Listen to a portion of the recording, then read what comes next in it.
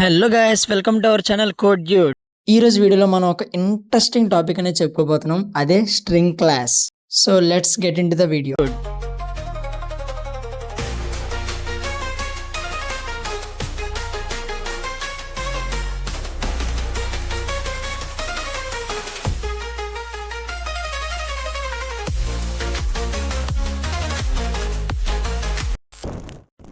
చాలా మంది అనుకుంటారు స్ట్రింగ్స్ అంటే ఏముందిలే, ఒక టెక్స్టే కదా, లైక్ హలో వరల్డ్ అని. కానీ జావాలో స్ట్రింగ్స్ అంటే యాక్చువల్లీ అన్ ఆబ్జెక్ట్.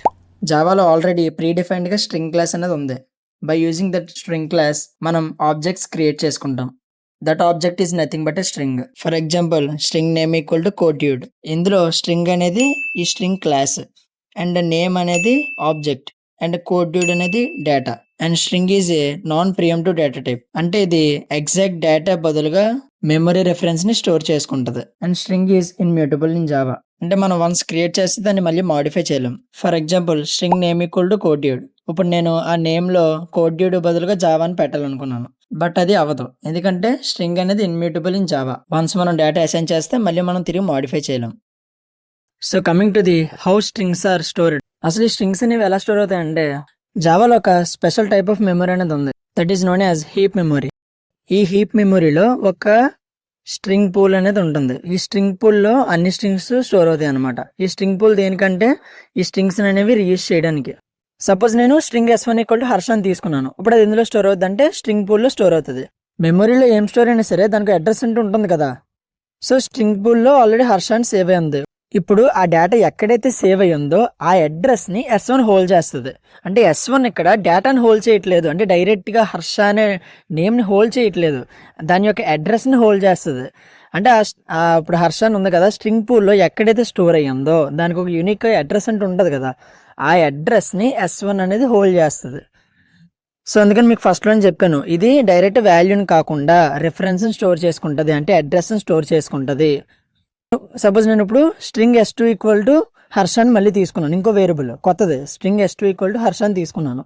తీసుకుంటే ఏం చేస్తుంది అంటే JVM అనేది, మీకు ఫస్ట్ చెప్పాను కదా జావా వర్చువల్ మెషిన్, ఆ JVM ఏమో స్ట్రింగ్ పూల్ ని చెక్ చేసుకుంటది. అంటే ఏంటి, స్ట్రింగ్ పూల్ లో ఆల్రెడీ హర్షతో ఏదైనా డేటా ఏమన్నా ఉందా, ఏదైనా వేరియబుల్ ఉందా అని చెక్ చేసుకుంటది. ఆల్రెడీ ఉంది కదా, మనం S1 క్రియేట్ చేసాం కదా సేమ్ డేటాతో, ఆల్రెడీ ఉంది కాబట్టి S2 కి కొత్తగా ఒక మెమరీ అసైన్ చెయ్యకుండా ఆల్రెడీ S1 కి ఏదైతే మెమరీ ఉందో ఆ మెమరీయే, ఆ అడ్రస్ S2 కూడా హోల్డ్ చేసుకుంటది. సో ఇక్కడ ఒకటే మెమరీలో హర్ష అని ఒకటే సేవ్ అయి ఉంది, దాన్ని ఆ అడ్రస్ ని S1 హోల్డ్ చేసుకుంటుంది, S2 హోల్డ్ చేసుకుంటది. అంటే ఇక్కడ రీయూజ్ అవుతున్నాయి.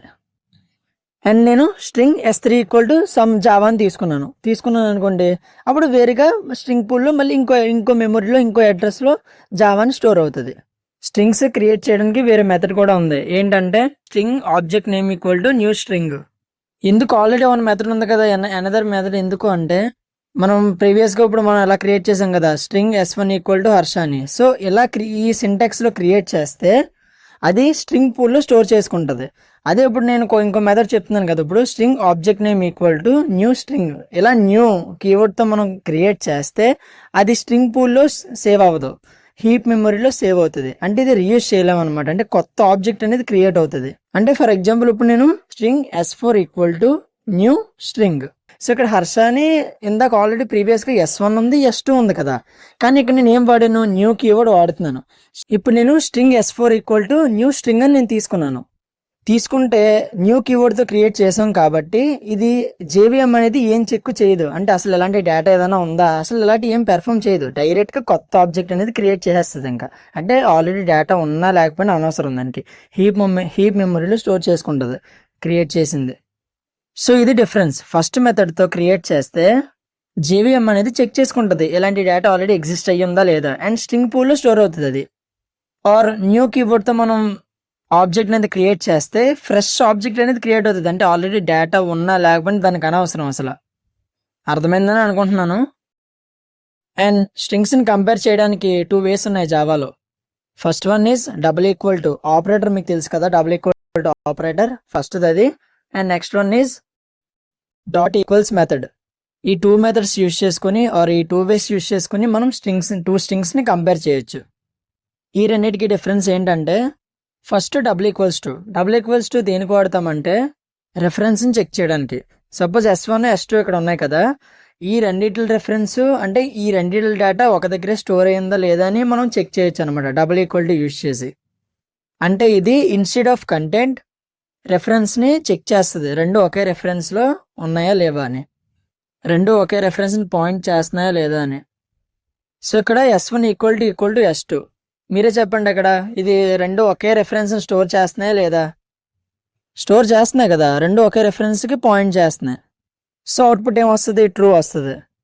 And S1 double equal to S3, ఈ రెండు ఒకే రెఫరెన్స్ని అయితే పాయింట్ చేయట్లేదు, రెండు వేరువేరుగా కదా ఉన్నాయి స్ట్రింగ్ పూల్లో. సో ఇది ఏంటి వస్తుంది? ఫాల్స్ వస్తుంది.